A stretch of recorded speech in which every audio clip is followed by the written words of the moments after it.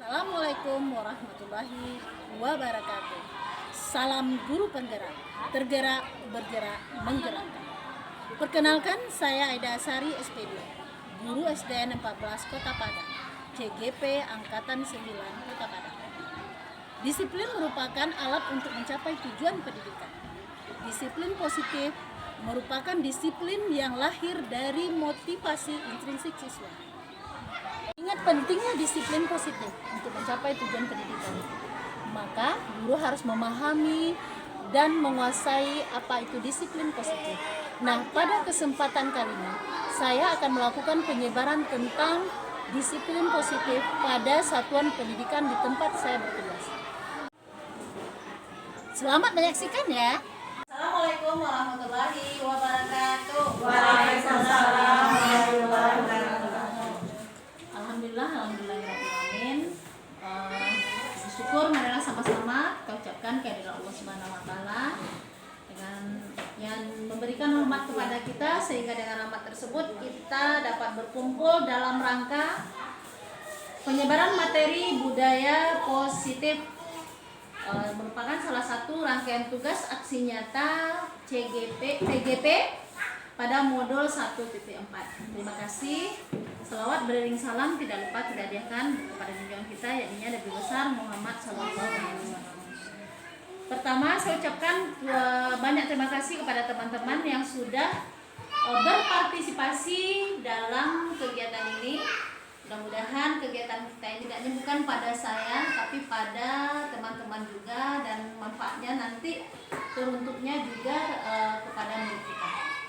Nah, budaya positif, sedikit ini kita permainan dulu ibu-ibu. Permainan adalah permainan cobalah buka. Ini bukannya bukan kayak yang negatif ya. Buka di sini adalah Anda adalah sebagai A, tugas Anda adalah mengepalkan salah satu tangan, membayangkan Anda menyimpan salah satu hal yang berharga di sana dan berusaha mempertahankannya. Teman Anda B di samping Anda itu berusaha untuk membukanya dengan berbagai cara. Boleh dengan ancaman, boleh dengan bujukan, rayuan, iming-iming berupa hadiah atau uang.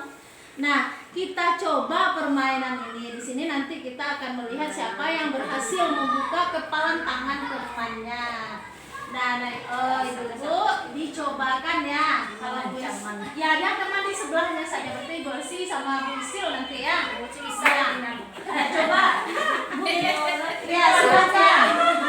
Ya, kepalan satu tangan saja, kemudian siapa yang bisa membuka kepalan tangan temannya, gantian dulu sebagai A dulu, nanti yang B juga. Sekarang A dulu, sebagai A dulu, kita kasih waktu 30 detik ya. Siapa yang bisa membuka kepalan tangan temannya? Kalau bisa nanti minta hadiah sama Bu Isa. Mulai ya, silakan.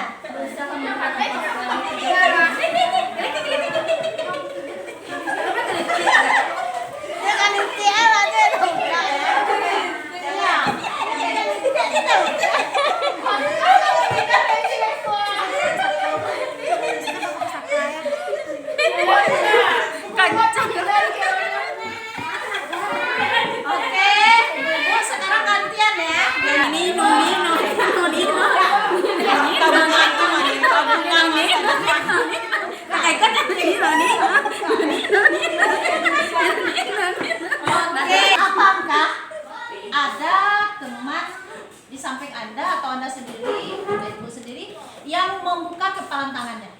Ada tadi? Ada. Nah, sekarang mengapa dan apa alasannya? Pertama dari yang pertama dulu, dari Bu Gusti sama Esi, siapa tadi yang membuka kepala tangan? Bu Esi. Kenapa? Tidak tahan dengan rasa sakit digelitik. Rasa apa namanya? Rasa gelitik ya? Oh, geli. Tidak tahan, dia ada rasa geli. Nah, rasa geli. Berarti Bu Gusti tadi menggelitik ya? Iya. Menggelitik. Oke. Di Bu Lisa dan Bu Lisa siapa? Karena kekuatan dari diri sendiri. Berarti boleh lawan sana.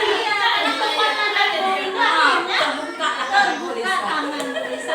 Bu Riyah dan Wisil sama-sama punya panjang. Iya, kekuatan tangan apa ya?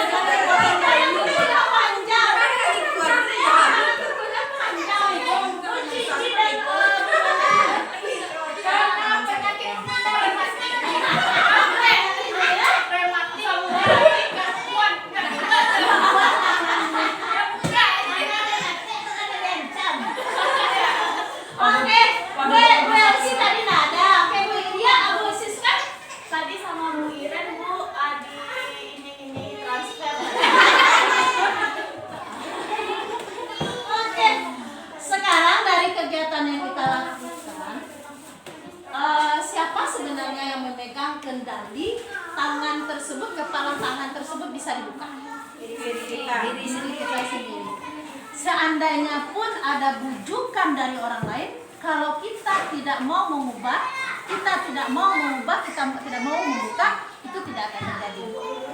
Adapun seandainya hukuman dari orang lain, kalau kita tidak mau, tidak akan kita laksanakan.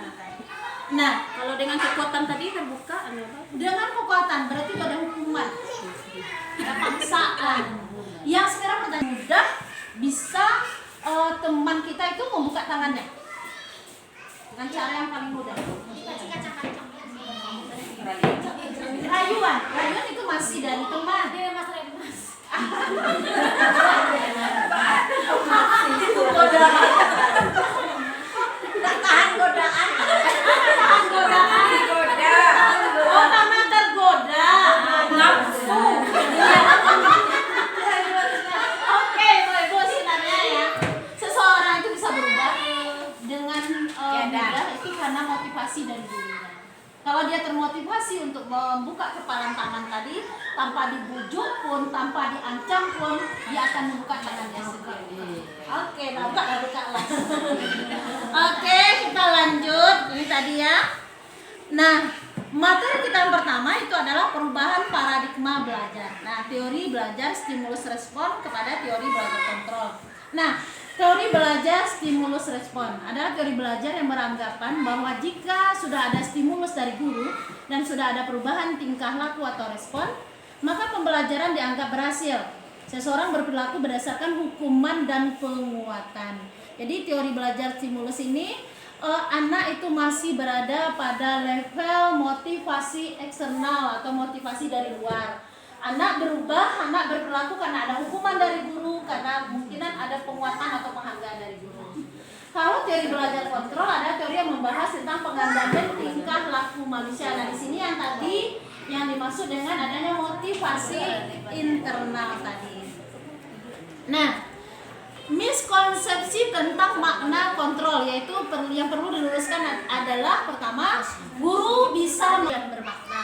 Nah, penguatan positif itu seperti penghargaan, hadiah itu efektif dan bermakna hanya dalam jangka pendek, tidak berlaku untuk jangka panjang. Jika suatu saat kita tidak memberikan lagi penguatan, anak tersebut akan kembali tidak termotivasi. Nah, kritikan dapat membuat orang bersalah, dapat menguatkan karakter. Ibu, kritikan kepada orang itu tidak menguatkan karakternya, malah akan menimbulkan rasa dendam. Jadi kalau kita mengkritik itu hati-hati mengkritik orang. Kemudian orang dewasa memiliki hak untuk memaksa. Ini yang selalu ya, karena kita sebagai orang tua kita punya hak untuk memaksa anak. Kita sebagai guru kita punya hak untuk memaksa anak, itu salah. Kemudian disiplin positif yang dibahas di sini adalah disiplin positif, yaitu pendekatan untuk menerapkan disiplin dari dalam diri anak tanpa hukuman dan hadiah, tetapi dengan memunculkan motivasi intrinsik. Nah, mungkin ini karena penguatan anak berubah atau berperilaku karena adanya hadiah, mengharapkan hadiah tadi. Kemudian motivasi yang timbul karena dari dalam dirinya atau disebut dengan motivasi yang ketiga, motivasi intrinsik. Nah, untuk menjadi orang yang mereka inginkan, menghargai diri sendiri dengan nilai-nilai yang mereka percaya. Berarti anak tersebut mempunyai motivasi intrinsik itu berbuat berdasarkan nilai-nilai yang dia percaya, nilai-nilai selama ini yang dia percaya. Nah, 3 motivasi perilaku manusia. Pertama, untuk menghindari ketidaknyamanan atau hukuman. Nah, ini sering kita lakukan di sekolah, menghukum anak. Ini motivasi perilaku anak. Berarti anak itu berubah karena ada hukuman. Anak takut dengan hukuman. Kedua, untuk mendapatkan imbalan atau penghargaan. Nah, di sini anak mengubah sikap dan perilakunya karena mengharapkan imbalan dari guru. Imbalan baik berupa hadiah, baik berupa kata-kata penghargaan tersebut. Jadi apakah tidak boleh kita memberikan penghargaan? Boleh memberikan penghargaan. Tapi dalam pembelajaran jangan memberikan penghargaan di awal dengan menjanjikan contoh. Nanti anak ibu siapa yang bisa ibu kasih hadiah. Jangan seperti itu. Tapi kalau ketika dia proses pembelajaran udah selesai, nah ibu kita sudah selesai belajar, ibu lihat tadi ini kamu bagus sekali, ibu senang kali, kamu perhatikan, itu seperti itu. Jadi dia tidak mengharapkan imbalan. Kalau dia mengharapkan imbalan dari awal, berarti dia hanya berbuat karena mengharapkan imbalan saja. Nah di kelas itu sudah pernah saya cobakan, anak ini saya beri imbalan, besoknya saya kasih lagi, apa katanya, Bu ada hadiahnya ya Bu. Ketika saya bilang gak ada hadiah, dia gak mau. Nah berarti motivasi imbalan ini juga kurang tepat. Nah yang ketiga itu untuk menjadi orang yang mereka inginkan, menghargai diri sendiri dengan nilai-nilai yang mereka percaya. Ini motivasi yang paling bagus. Ini motivasi baik untuk anak-anak, orang dewasa yang paling bagus. Kemudian motivasi perilaku manusia untuk menghindari ketidaknyamanan atau hukuman. Nah pertanyaan yang biasanya muncul adalah apa yang terjadi jika saya tidak melakukan? Anak-anak kan seperti itu ya Bu ya. Kalau seandainya dia takut akan hukuman. Nah nanti kalau saya tidak buat PR ya, apa nanti yang beri hukuman yang diberikan oleh guru? Nah ini sangat tidak bagus ibu-ibu. Kenapa? Kalau kita memberikan hukuman itu efeknya adalah kepada rasa dendam. Kadang kita lihat kasus-kasus yang terjadi ya, mana anak nanti yang menghadang gurunya sepulang sekolah, itu salah satu faktornya bisa jadi seperti itu ibu. Adanya rasa dendam dari anak karena anak merasa tidak dihargai. Kemudian hukuman dan konsekuensi ya, ada dua jenis. Sebenarnya ada tiga, tapi yang di sini dibahas dua dulu. Hukuman dan konsekuensi ini harus kita bedakan. Hukuman bersifat tidak terencana, tiba-tiba anak tidak tahu apa yang akan terjadi dan tidak dilibatkan, sifatnya hanya satu arah. Misalnya seperti ini, ketika anak tidak terlambat datang ke sekolah, langsung kita hukum, kamu berdiri keliling lapangan. Anak tidak tahu apa kalau seandainya dia melakukan ini, apa yang akan didapatkannya, dia tidak tahu. Dia hanya sifatnya secara tiba-tiba saja. Tapi kalau konsekuensi itu sudah terencana, sudah disepakati, sudah dibahas dan disetujui oleh murid dan guru. Nah, konsekuensi ini kita buat. Ini kita berada pada tahapan 2 ya. Konsekuensi ini kita buat dengan melalui kesepakatan kelas. Kita buat kesepakatan kelas, kemudian kita minta lagi ke anak ibu, jika kamu tidak melakukan seperti ini, apa nanti kira-kira yang akan sanksi yang kamu peroleh. Jangan kita mengatakan sanksinya, minta sanksinya kepada anak. Jadi ketika anak berbuat kesalahan, mereka tahu sendiri, oh ini yang nanti kalau saya seperti ini, oh ini hukumannya. Kalau saya ini hukuman bukan hukum ya, ini konsekuensinya. Kemudian untuk mendapatkan imbalan atau penghargaan. Nah, pertanyaan yang biasanya muncul adalah apa yang akan saya dapatkan apabila saya melakukannya. Nah, ketika kita memberi imbalan kepada anak, dia akan mengatakan apa nanti yang akan saya dapatkan ketika saya melakukannya. Dia selalu berharap ada imbalan dari perbuatan yang dilakukannya.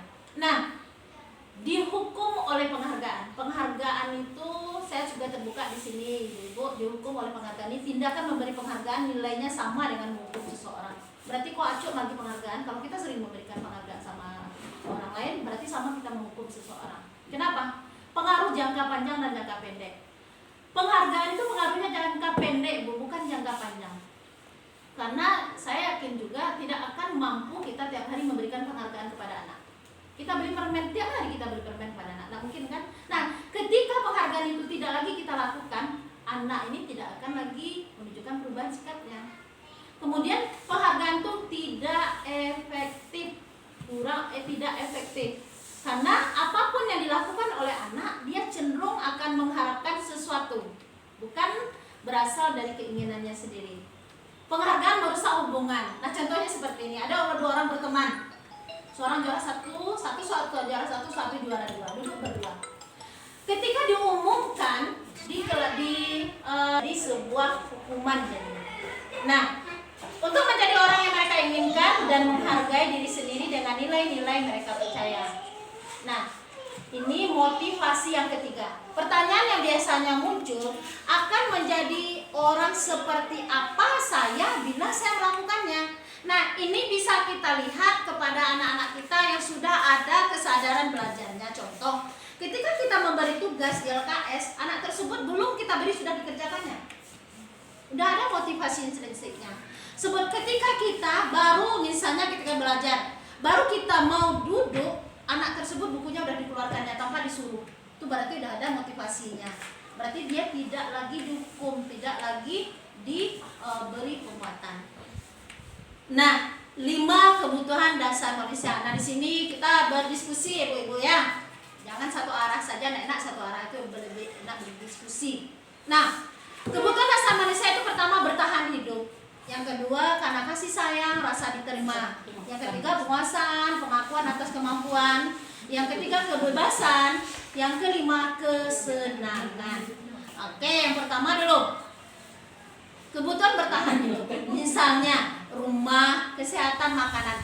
Sekarang coba di sekolah ini atau yang pernah ibu temui, anak yang mana kebutuhan bertahan hidupnya tidak terpenuhi, kira-kira apa perilaku yang muncul? Ya, rendah diri, apa lagi? Biasanya rendah diri ya, kalau misalnya dia tidak cukup gizinya, rendah diri. Kemudian sikap yang negatif mungkin kira muncul apa? Mencuri. Jadi anak yang mencuri itu Bu, kita harus tahu dulu apa kebutuhan sebenarnya tidak terpenuhinya. Berarti memang kebutuhan bertahan hidup, tak ada makan di rumah, tak ada lanjut di rumah. Itu makanya iya, minta uang atau anak-anak yang ngampas. Iya, sekarang ngampas kan? Oke, kasih sayang dan rasa diterima. Kebutuhan akan hubungan dan koneksi sosial. Kebutuhan untuk memberi dan menerima kasih sayang dan kebutuhan untuk merasa bagian dalam kelompok. Nah, kasih sayang dan rasa diterima, coba ibu-ibu contohkan di lokalnya mungkin yang ditemui anak yang tidak terpenuhi rasa kasih sayangnya atau rasa diterimanya. Enggak gede ya. Apa agam tuh Bu Cici? Iya, caper, cari perhatian. Berarti anak tuh kurang kasih sayang. Agam, dia ada faktornya Ibu. Agam tadi broken home.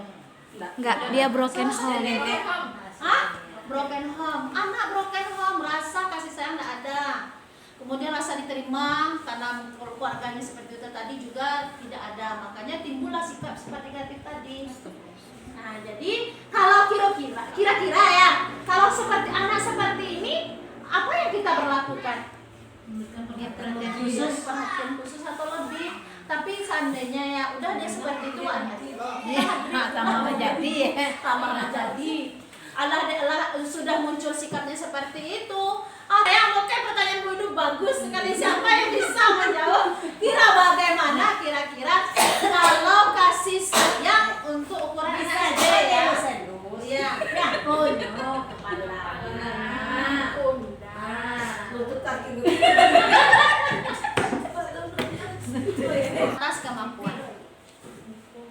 Kebutuhan ini berhubungan dengan kekuatan untuk mencapai sesuatu, menjadi kompeten, terampil, diakui dan berprestasi dan keterampilan. Nah, kira-kira kalau penguasaan ini berarti anak ingin juara, anak ingin menunjukkan kemampuannya. Nah, di contoh di kelasnya kira-kira seperti apa Bu Lisa? Iya, enggak, ini dia enggak sifat sikap negatif yang muncul pada anak yang merasa sok-soknya. Yang bagus, merasa sok, merasa sombong. Kemudian melecehkan temannya, dia pandai temannya dilecehkan saja. Temannya. Iya, membuli temannya, bodoh katanya pada temannya. Berarti dia penguasaan, kebutuhan akan penguasaan yang tidak terpenuhi. Kemudian kebebasan, kebutuhan akan pilihan, kebutuhan akan kemandirian, otonomi, memiliki pilihan, mampu mengendalikan arah hidup seseorang. Nah, kebebasan ini misal seperti ini ya Bu ya. Ketika kita mengajar di kelas, kita menonton ceramah, anak kan bosan, akan timbul sifat negatif bosan. Nah, anak ingin juga merasakan kebebasan. Kebebasan dalam pembelajaran itu berarti kita memberikan cara lain dalam pembelajaran yang membuat anak tersebut merasa bebas untuk berekspresi. Nah, itu maksudnya. Belajar Ibu. Ceramah terus Bu, belajar lagi Bu. Betul itu? Iya, betul itu. Ngecek ya Bu, ini Kebutuhan yang terakhir ini Bu, kebutuhan akan kesenangan ya Bu. Kebutuhan untuk mencari kesenangan, kebutuhan untuk merasa senang, kebutuhan untuk mencari kesenangan bermain dan tertawa. Mungkin ada ibu-ibu yang sikap negatif yang muncul pada anak. Ketika kita melihat anak kebebasan. itu tertawa bersama-sama berkelompok. Kemudian mereka bermain-main dalam kelas yang menyebabkan gangguan ketika pembelajaran atau mencari kesenangan-kesenangan lain. Menjahili teman itu Demi kesenangannya. kesenangannya. Iya. Berarti kebutuhan yang tidak terpenuhi pada dirinya adalah kesenangan. Berarti ke orang tuanya gimana kira-kira itu di rumah? Kurang kasih sayang. Hah? Berarti orang tua jadi kerja aja. Menjadi kesenangan sendiri. Nggak ada perhatian sama anak. Mari bersenang-senang. Posisi kontrol restitusi. Nah, ciri-ciri restitusi ya. Nah, Ibu, maaf ya Bu ya. Tadi kan ada hukuman. Ada hukuman. Kemudian tadi ada konsekuensi. Nah, yang ketiganya adalah restitusi. Nah, restitusi ini merupakan yang terbaik. Kenapa ada kesalahan dulu? Restitusi ini sendiri nanti ada segitiga restitusi namanya, di mana itu kita menstabilkan anak, kemudian memvalidasi tindakan yang salah, menanyakan keyakinan. Restitusi memperbaiki hubungan. Restitusi adalah tawaran bukan paksaan. Restitusi menuntut melihat ke dalam diri. Restitusi mencari kebutuhan dasar yang mendasari tindakan. Restitusi diri adalah cara paling baik. Restitusi fokus pada karakter bukan tindakan. Restitusi menguatkan. Restitusi fokus pada solusi. Restitusi mengembalikan murid yang berbuat salah pada kelompoknya. Nah, untuk restitusi sendiri udah pernah saya cobakan, kemudian udah bikin videonya itu pada anak yang terlambat datang ke sekolah. Nah, di sini yang perlu kita pelajari adalah ketika anak berbuat salah jangan memojokkan anak. Itu yang penting. Kemudian ketika anak salah jangan suka menyalahkan anak di depan guru-guru dan teman-temannya. Alah salah nanti semua guru lu menunjuk, oh kamu seperti itu hilang harga diri anak. Kemudian kalau seandainya anak tersebut berbuat salah, kita yang sikap yang pertama adalah kita berpihak dulu kepada anak. Kita seolah berpihak kepada dia. Oh kamu seperti itu, ibu juga pernah dulu seperti itu. Nah, oh kamu berbuat seperti itu. Memang manusia ini tidak ada yang sempurna, pasti berbuat kesalahan. Jadi anak karena merasa dapat teman tadi, dia akan mengeluarkan terbuka dia.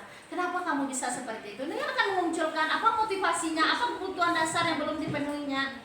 Nah, di sini nanti juga kita bisa menggali kepada anak kebutuhan apa yang tidak terpenuhinya, kemudian bagaimana dia bisa mencari solusinya.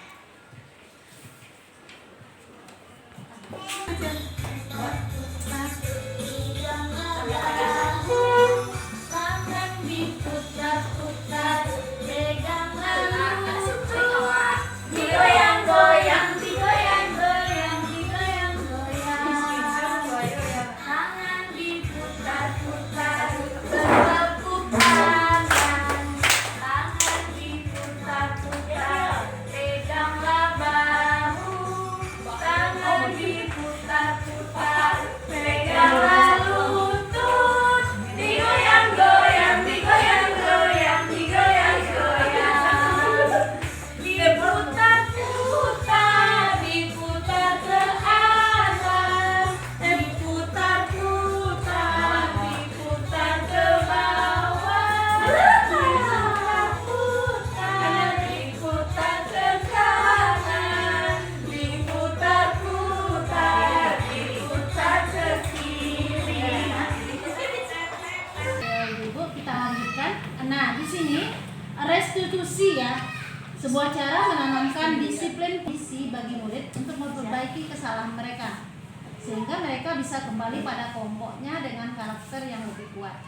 Restitusi juga adalah proses kolaboratif yang mengajarkan murid untuk mencari solusi masalah, membantu murid berpikir tentang orang seperti apa yang mereka inginkan dan bagaimana mereka harus memperlakukan orang lain. Nah, restitusi membantu murid menjadi lebih memiliki tujuan, disiplin positif, memulihkan dirinya setelah berbuat salah. Penekanannya bukanlah bagaimana berperilaku untuk menyenangkan orang lain atau menghindari ketidaknyamanan, Namun tujuannya adalah menjadi orang yang menghargai nilai-nilai kebajikan yang mereka percaya. Nah, melalui pendekatan restitusi, ketika murid berbuat salah, guru akan menanggapi dengan mengajak murid berefleksi tentang apa yang dapat mereka lakukan untuk memperbaiki kesalahan mereka. Berarti di sini guru di mana kesalahan mereka, sehingga mereka bisa menjadi pribadi yang lebih baik dan menghargai dirinya. Pendekatan restitusi tidak hanya menguntungkan korban, tetapi juga akan menguntungkan orang yang telah berbuat salah. Nah, ada peluang luar biasa bagi murid untuk bertumbuh karakternya ketika mereka melakukan kesalahan, karena pada hakikatnya begitulah cara kita belajar. Jadi di sini kita menyatakan kepada anak bahwa salah itu berbuat salah itu kita katakan kepada anak kalau ibu juga pernah berbuat salah. Mereka akan kehilangan kesempatan untuk mempelajari keterampilan berharga untuk hidup mereka. Di bawah ini adalah ciri-ciri restitusi ya. Pertama, tadi seperti yang disampaikan tadi, restitusi bukan menebus kesalahan, namun tindakan yang dapat dilakukan untuk membayar. Karena kalau fokusnya ke sana, maka murid akan berbuat salah kembali. Nah, jadi kalau berbuat salah akan fokus pada tindakan yang bersifat eksternal, yaitu untuk menebus kesalahan, menghindari ketidaknyamanan. Bukannya lebih bersifat internal pada upaya memperbaiki diri. Berarti biasanya setelah menebus kesalahan, orang yang berbuat salah akan merasa sudah selesai. Baiklah Ibu, untuk menilaikan suasana, mari kita ice breaking terlebih dahulu. Silakan Ibu bagi. Tangan ke atas menggapai bintang, tangan ke samping burung yang terbang, tangan ke depan ikan berenang, duduk yang rapi siap berdoa. Takut-takutan tangan diputar, lunggu-lunggu tangan digulung, mulai melihat dalam pundak, kanan kiri atas bawah siap berdoa. Satu jari kanan, satu jari kiri, menggabung menjadi dua jembatan panjang. Dua jari kanan, dua jari kiri, menggabung menjadi empat. Dua kamera cepat. Tiga jari kanan, tiga jari kiri, menggabung menjadi enam. Dua menara diri. Empat jari kanan, empat jari kiri, menggabung menjadi delapan. Dua telinga kecil. Lima jari kanan, lima jari kiri, menggabung menjadi 10. Siap berdoa. Tangan ke atas menggapai bintang, tangan ke samping burung yang terbang, tangan ke depan ikan berenang, duduk yang rapi siap berdoa. Takut-takutan tangan diputar, lunggu-lunggu tangan digulung, ular melingkar di pagar bundar, kanan kiri atas bawah siap berdoa. Satu jari kanan, satu jari kiri, menggabung menjadi dua jembatan panjang. Dua jari kanan, dua jari kiri, menggabung menjadi empat. Dua kamera cetek. Tiga jari kanan, tiga jari kiri, menggabung menjadi enam. Dua menara pimpin. Empat jari kanan, empat jari kiri, menggabung menjadi delapan. Dua telinga kecil. Lima jari kanan, lima jari kiri, menggabung menjadi 10. Siap berdoa.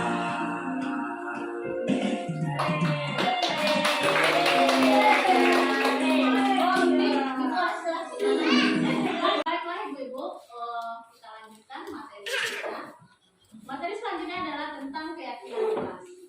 pertanyaannya di sini, mengapa keyakinan kelas? Mengapa tidak peraturan kelas? Kira-kira apa jawabannya? Mengapa keyakinan kelas? Mengapa kok tidak peraturan kelas seperti yang selama ini kita terapkan? Mungkin ada gitu yang tahu apa alasannya? Oke. Nah, di sini peraturan kelas kita lihat dari asalnya dulu. Peraturan kelas itu berasal dari guru. Guru yang menciptakan, guru yang menentukan. Sedangkan keyakinan kelas itu merupakan suatu keyakinan bersama antara guru dan murid. Jadi, kalau peraturan kelas, kalau kita lihat dari motivasinya, itu motivasi dari luar. Sedangkan keyakinan kelas motivasi dari dalam. Nah, jawab pertanyaan berikut. Manakah kita memiliki peraturan tentang penggunaan helm pada saat mengendarai kendaraan roda 2 atau motor? Apa kira-kira jawabannya? Untuk keselamatan. Kemudian, mengapa kita memiliki peraturan tentang penggunaan masker dan mencuci tangan setiap saat? Kebersihan. Ya, untuk kebersihan.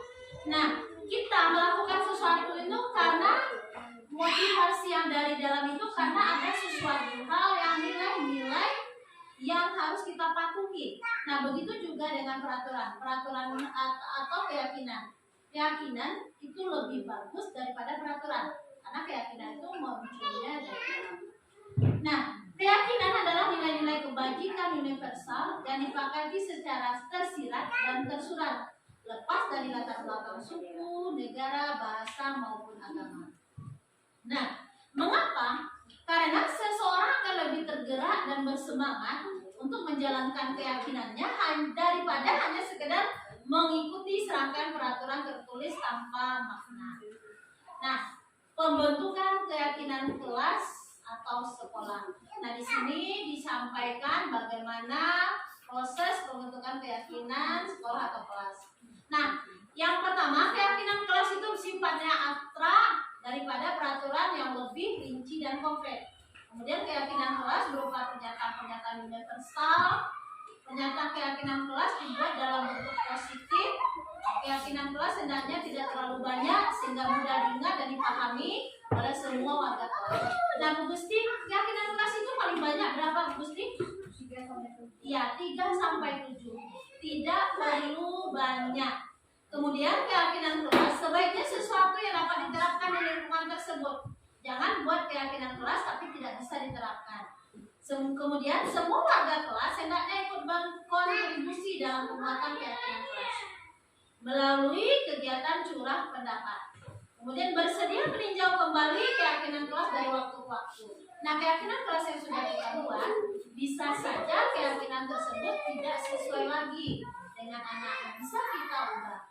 Nah, nilai-nilai kebajikan seperti yang sampaikan tadi itu adalah nilai-nilai lintas budaya, bahasa, suku bangsa maupun agama seperti keadilan, kehormatan, peduli, integritas, kejujuran, pelayanan keamanan, kesabaran, tanggung jawab, mandiri, berprinsip, keselamatan, kesehatan, dan lain-lain.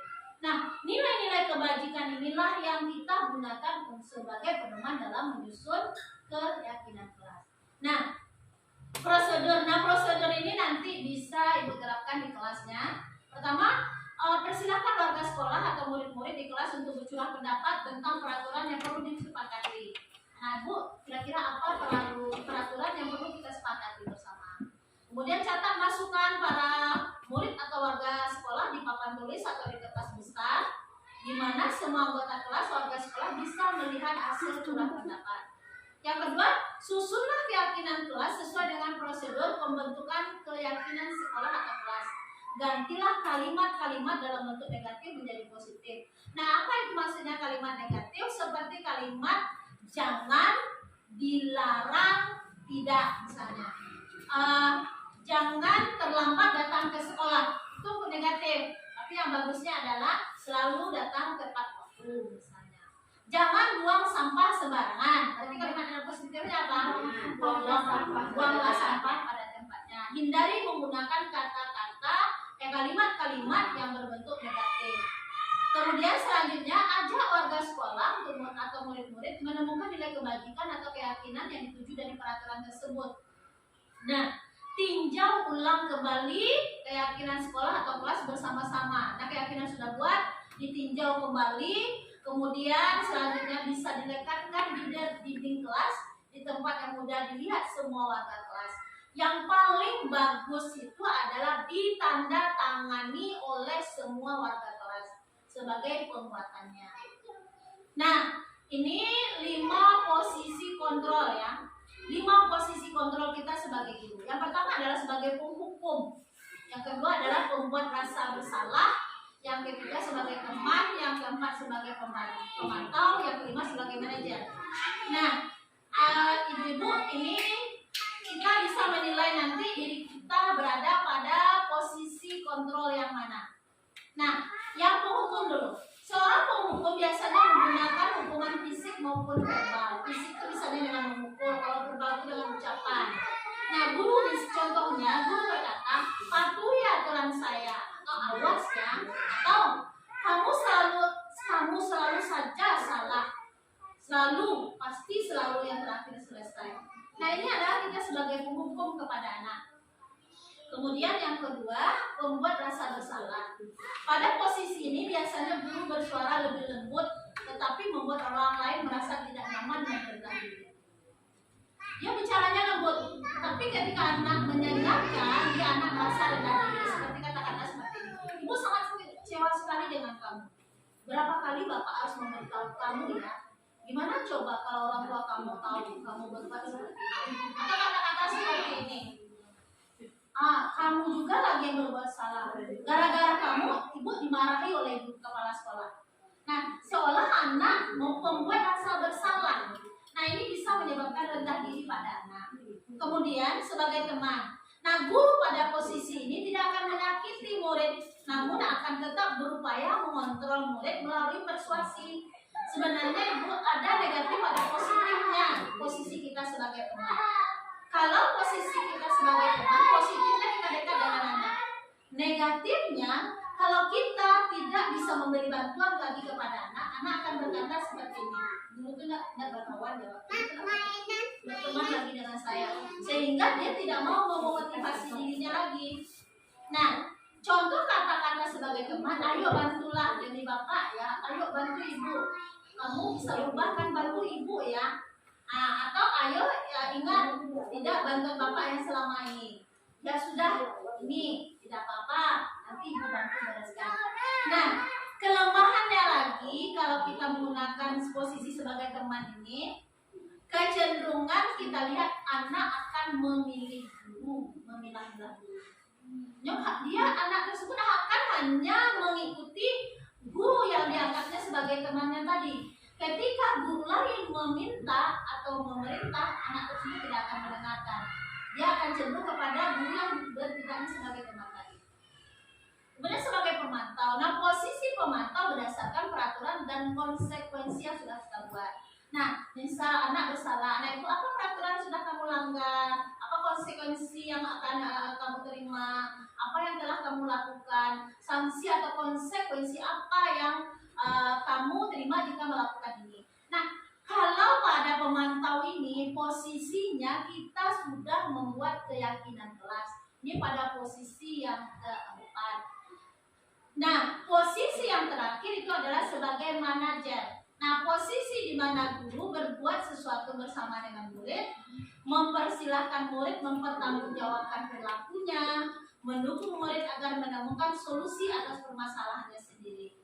Nah, kata-kata yang biasanya muncul, apa yang kita yakini? Nah, kembali kepada keyakinan kelas. Apakah kamu meyakininya? Jika kamu meyakininya, apakah kamu bersedia memperbaikinya? Jika kamu memperbaiki hal ini menunjukkan apa tentang dirimu? Kemudian, apa rencana kamu untuk memperbaiki hal ini? Berarti kalau anak melakukan kesalahan, kita gali anak tersebut, kita minta ingatkan kepada dia apa keyakinan kelas yang dilanggarnya, kemudian apa rencananya untuk memperbaikinya. Nah, lanjut, ini materi yang terakhir, segi 3 restitusi. Nah, segi 3 restitusi ini merupakan penyerapan manajer. Pertama, menstabilkan identitas. Yang kedua, validasi tindakan yang salah. Yang ketiga, menanyakan keyakinan. Nah, langkah-langkah segitiga restitusi.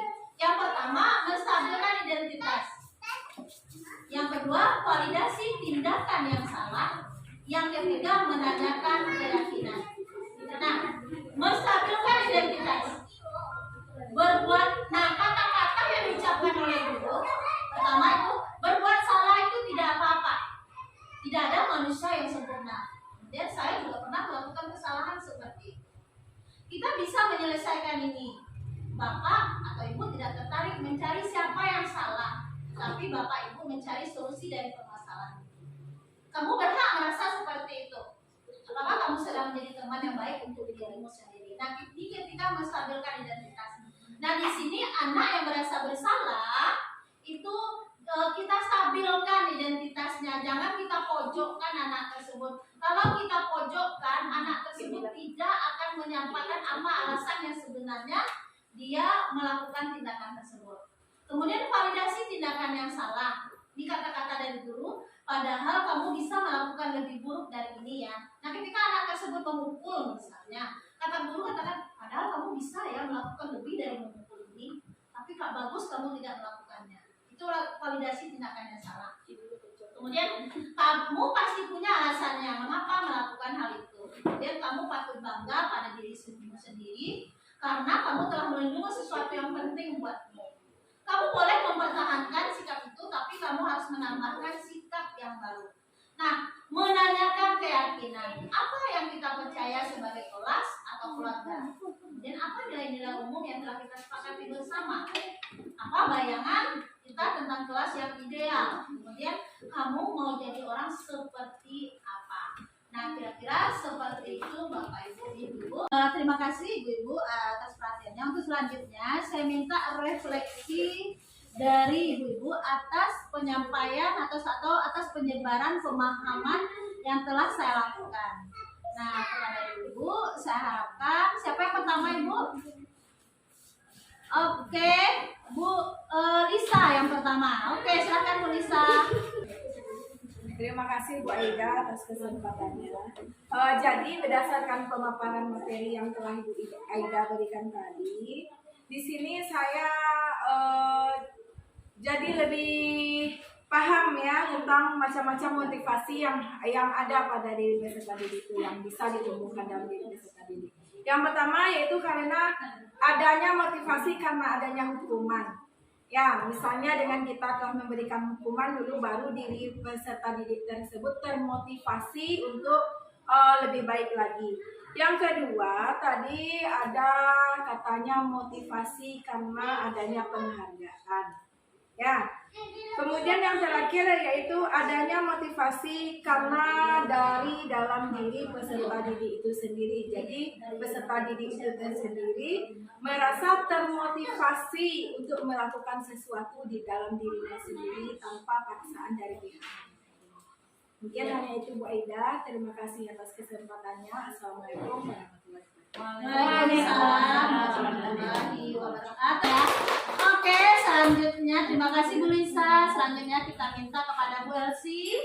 Dari pemaparan yang Ibu Aida jelaskan di depan, dan kami mengamati bahwasanya ada 5 posisi kontrol dalam mewujudkan budaya positif, di mana posisi guru dan orang tua mempunyai visi yang sama untuk menuntun anak untuk mencapai tujuan diharapkan, membawa keselamatan dan kebahagiaan dalam mengarungi kehidupan di rumah dan di sekolah. Yang mana 5 kata-kata tersebut, yang pertama adalah penghukum, penguat rasa bersalah, teman, pemantauan, dan manajer. Jadi itu yang baru yang saya dapatkan dari yang kami jelaskan. Terima kasih. Assalamualaikum warahmatullahi wabarakatuh. Waalaikumsalam warahmatullahi wabarakatuh. Iya, Mbak, terima kasih Bu Elsie atas refleksinya hari ini ya. Selanjutnya, kita minta kepada Bu Gusti. Ya, silahkan Bu Gusti. Baiklah, terima kasih. Pertama saya terima kasih untuk pemaparan materi dari Bu Aida yang sudah sangat jelas. Banyak sekali pengetahuan baru yang kita dapatkan. Salah satunya yang pertama saya baru tahu ternyata untuk menjadi teman itu tidak bagus juga ya untuk anak ya, posisi kontrol teman. Jadi yang bagusnya tuh kayak manajer. Selama ini kita pikir menjadi teman itu udah posisi terbaik sih dari guru siswa. Yang kedua, saya ternyata membuat keyakinan kelas itu tidak sesulit yang saya dengar sebelumnya. Sebelumnya memang teman-teman sudah membuat keyakinan kelas, tapi saya masih berpikir gimana caranya ya membuat keyakinan kelas. Ternyata di sini udah diterangkan langkah-langkahnya, insya Allah akan saya terapkan di kelas. Terima kasih Bu Ibu. Iya. Iya, terima kasih Bu Gusti atas refleksinya hari ini. Lanjut kita minta kepada Bu Ria. Terima kasih Bu Aida sudah memberikan waktunya kepada saya. Sesuai dengan yang telah Bu Aida paparkan tadi, dapat saya pahami bahwa sudah mengetahui bahwa ada kebutuhan dasar manusia. Dengan dijelaskan oleh Bu Aida, saya baru paham bahwa kebutuhan dasar manusia itu ada 5. Yang pertama, bertahan hidup. Yang kedua, kasih sayang dan rasa diterima. Yang ketiga yaitu penguatan pengakuan atas kemampuan. Yang keempat, kebebasan. Yang kelima, kesenangan. Nah, dari paparan Bu Aida baru saya memahaminya. Terima kasih Bu Aida. Iya, sama-sama Bu Ria. Baiklah Ibu, terima kasih atas waktu kesediaannya untuk bersama saya dalam menyebarkan pemahaman tentang budaya positif. Mudah-mudahan dengan materi ini kita dapat menerapkan budaya positif tersebut di kelas dan di sekolah, sehingga kita dapat mewujudkan pembelajaran yang berpihak kepada anak, mewujudkan suatu disiplin ya dengan tidak memberikan hukuman kepada anak. Kalau ada kata-kata yang salah, saya mohon maaf. Wabillahi taufiq wal hidayah. Assalamualaikum warahmatullahi wabarakatuh. Waalaikumsalam warahmatullahi wabarakatuh.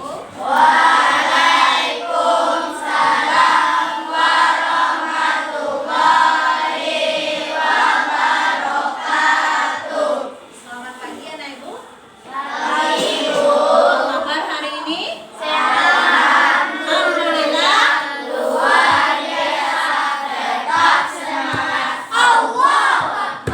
Alhamdulillah.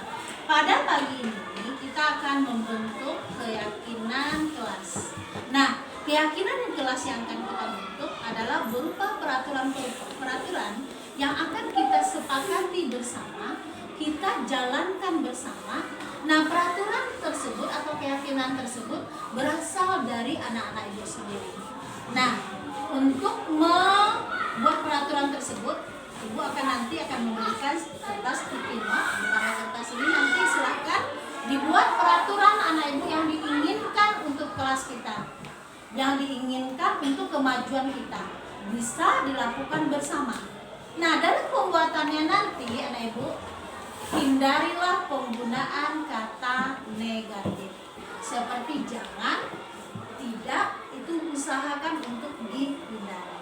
Nah, untuk selanjutnya Ibu akan membagikan kertas ini, silahkan diisi. Mbak, ke belakang saya.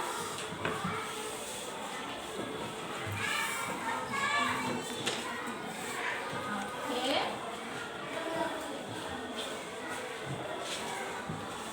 Diisi di bagian yang tidak ada dalamnya ya.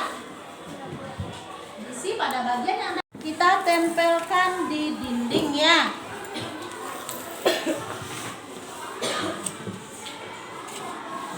Silahkan ditulis anak Ibu keyakinan kelas atau peraturan kelas yang kamu harapkan untuk kelas kita. Silahkan ditulis, nanti siapa yang sudah selesai menulis silahkan ditempel di dinding.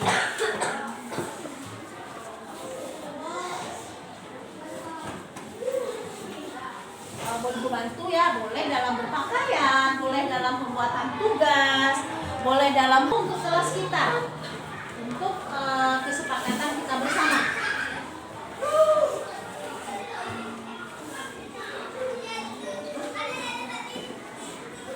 Kelas boleh berapa bagas buat boleh satu, boleh sekolah dengan pakaian rapi dan sesuai dengan aturan. Contohnya, kemudian kalau untuk tugas misalnya melaksanakan tugas tepat waktu. Kemudian kalau piket, tadi ada yang bilang piket ya. Apa contohnya kalau piket? Melaksanakan dengan bertanggung jawab misalnya. Nah, silakan hal-hal lainnya dalam pakaian kah, dalam pengaturan minta izin pun boleh kata ibu dibuat.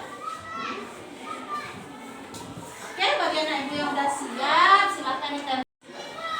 Oke, ini adalah kesepakatan kelas yang merupakan usulan dari masing-masing. Ibu lihat datang tepat waktu, pengaturan mengerjakan tugas tepat waktu, kemudian mengerjakan tugas tepat waktu, tidak terlambat setiap hari. Kemudian di sini ada juga mengerjakan tugas yang diberikan guru, kemudian datang tepat waktu, piket kelas yang bersih, bagus ya. Oh, ini mengerjakan, mengumpulkan tugas tepat waktu, saling menghargai antar sesama teman, piket kelas yang bertanggung jawab. Baiklah, ini sudah dikumpulkan semua anak ibu yang dari anak ibu masing-masing. Selanjutnya ibu akan merumuskan kesepakatan kelas yang sudah dibuat. Kemudian nanti untuk yang kalimat post yang tidak negatifnya tidak nanti akan diperbaiki. Semuanya tidak akan ibu tulis nanti karena dilihat ada yang banyak kesamaan dari yang disampaikan. Di sini yang pertama itu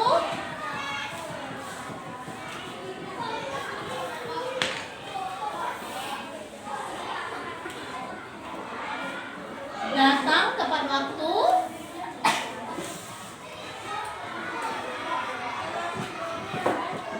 Kemudian yang kedua mengerjakan tugas tepat waktu, mengerjakan atau mengumpulkan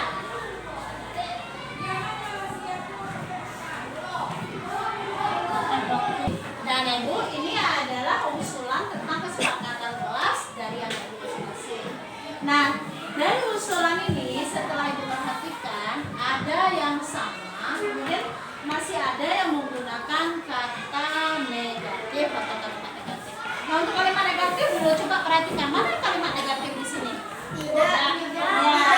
Tidak berkata kasar, tidak membuli, ini masih kalimat negatif ya. Nah, berarti kalau tidak berkata kasar itu apa kalimat positifnya? Berkata sopan, pintar, bagus. Kalau tidak membuli, apa itu kalimat positif sayang?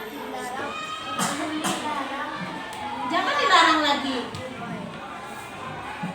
Apa sayang? Iya, menghargai. Coba perhatikan. Di sini ada usulan yang disampaikan itu yang nilai keyakinannya atau nilai kebajikannya sama. Seperti yang pertama, datang tepat waktu. Nilai kebajikannya itu adalah disiplin. Sekarang coba perhatikan mana lagi yang di sini poin-poin yang mengatakan kalau disiplin. Ini ditandai pertama datang tepat waktu. Yang mana lagi sayang? Yang kedua, betul, mengumpulkan tugas tepat waktu. Apa lagi? Mengerjakan tugas yang diberikan guru. Mana lagi sayang? Saling menghargai, apakah itu termasuk disiplin? Dan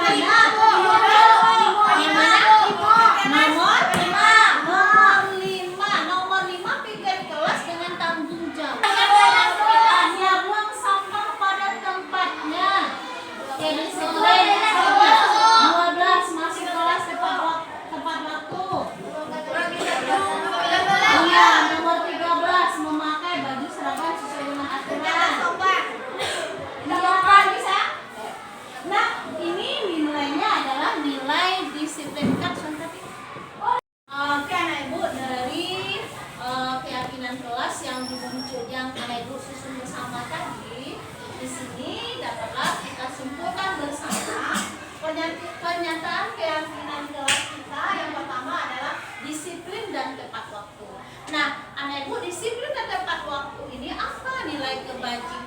yang kita yakini bersama?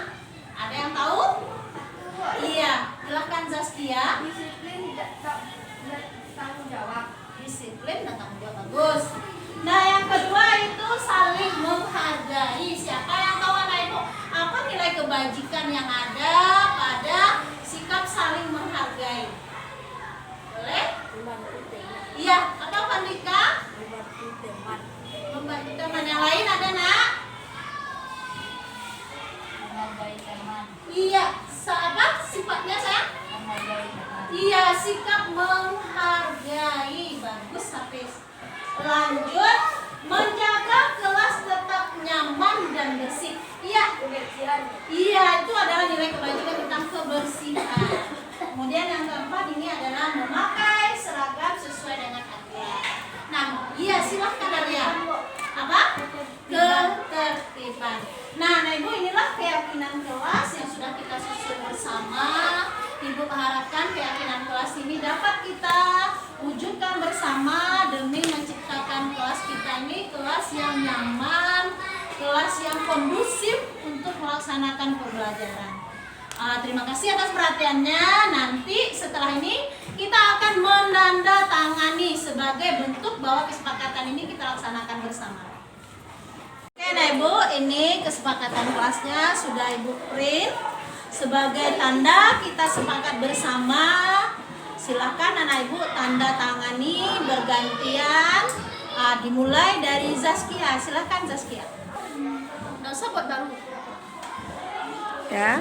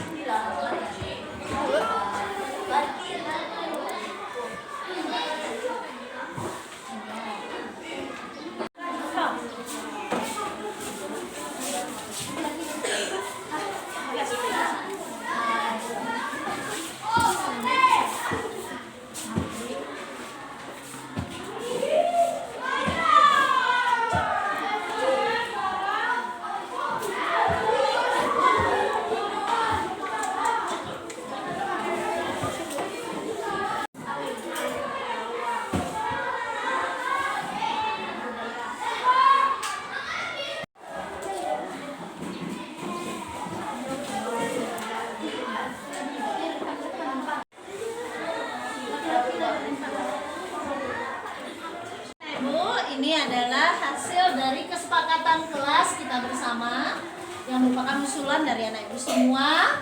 Sudah ditandatangani. Harapan ibu keyakinan kelas atau kesepakatan kelas yang kita susun ini itu memang diwujudkan dalam kehidupan sehari-hari. Tingkah laku, perilaku anak ibu itu haruslah sesuai dengan kesepakatan kita bersama.